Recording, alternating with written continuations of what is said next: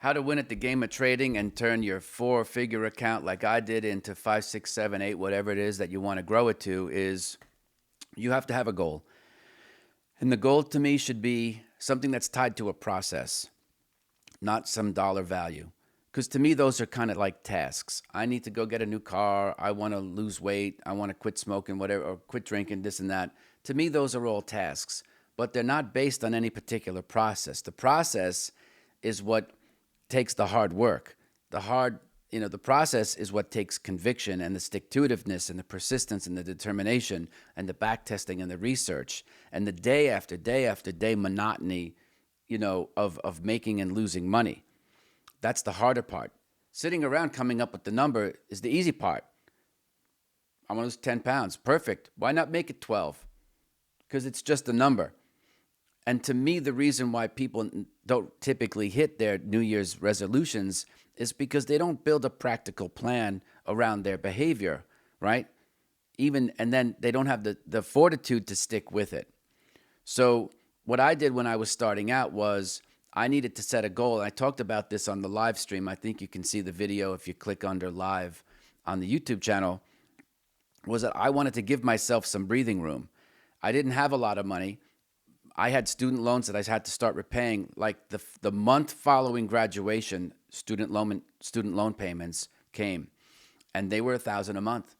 And lucky for me, I only had to pay for 2 years of school because I had, a company that I sold it and I had all this money. So I paid for 2 years of school. I had some scholarship, which wasn't much. So I basically got two courses every year for free from the academic scholarship. So not a lot. I think, not that anyone cares, it was like 500 a credit. And then if every class was like, say, 3 credits, I could get two, this and that. So it wasn't a lot of money, but it certainly was helpful because it wasn't money that I had to borrow. And I was very keen on wanting to keep good credit. I also had $1,000 a month rent in New York, which was affordable, but nonetheless it was there. And this is all after tax dollars. My starting salary was under 50K. And so I needed to do commissions and fees right away. And my starting salary wasn't even guaranteed. It was guaranteed for like the first year as you're building your client base, but then that's going to wean. So long story short, there wasn't a lot of meat on the bone left. And I knew that I had to hit the ground running and start making money. So I was very keen on setting goals because up until that point, I had hit all my goals. Everything I had ever dreamed of was coming true, including going to the college that I went to, and including getting to Wall Street, because I wanted to change my culture of money. Right? I came from a background where I was a day player. Go to work at the restaurant, go home with a pocket full of cash. Go to cut someone's grass, usually get paid that day or that week. Go to the golf course, the restaurant, also, always go home with cash. But obviously a lot of opportunity costs because if I didn't go to work, I wasn't getting paid. There were no sick days, personal days, there's no benefits, this kind of crap. So I needed to set goals so that I knew I could change my life. And when I went to Wall Street, it was like the second big culture clash. The first one was going to school with a very diverse, student body, was much more diverse than my hometown. And that was really great for me because I met lifelong friends. I got to learn new languages, new cultures, meet some great people, travel, visit with them and all this and that. So that was a really great experience. Then, going to Wall Street, all of a sudden I was around millionaires who were working for other millionaires. And here's little old me with $6,000 in my account. Talk about feeling like an imposter, right? And so, but it was my mindset that we always talk about that said, I'm going to dress the part. I'm going to act as if. I'm going to be up on a lot of things so that I can be conversational with people. I'm going to trade my account, right, and grow it that way. I'm going to trade client accounts and basically earn commissions that would go to help pay my bills and in some cases help me endow my account.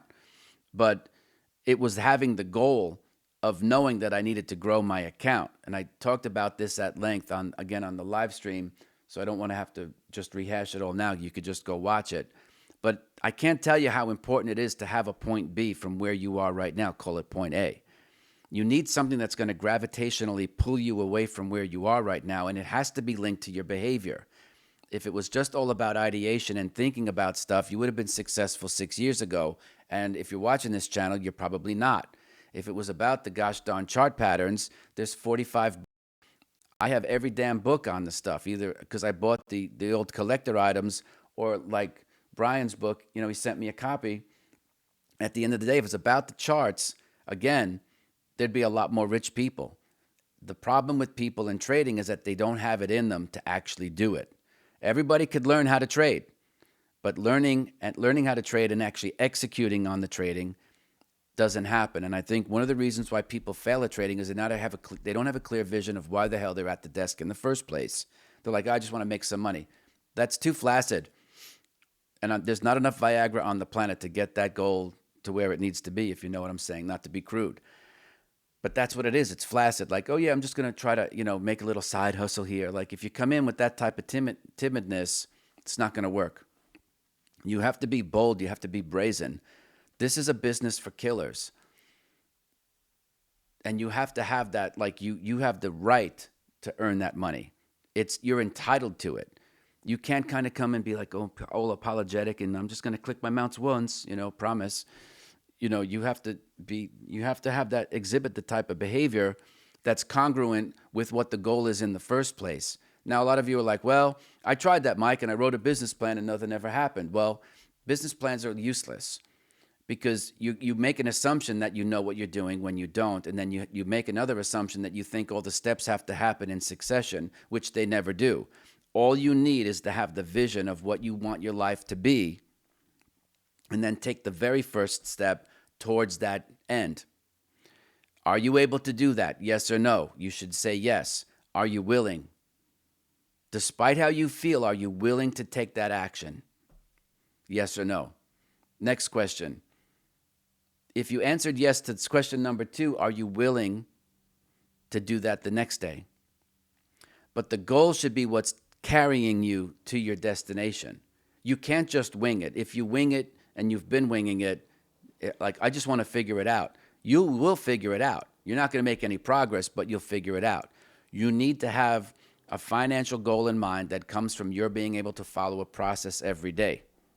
And that's it. Have a good weekend and watch these videos here.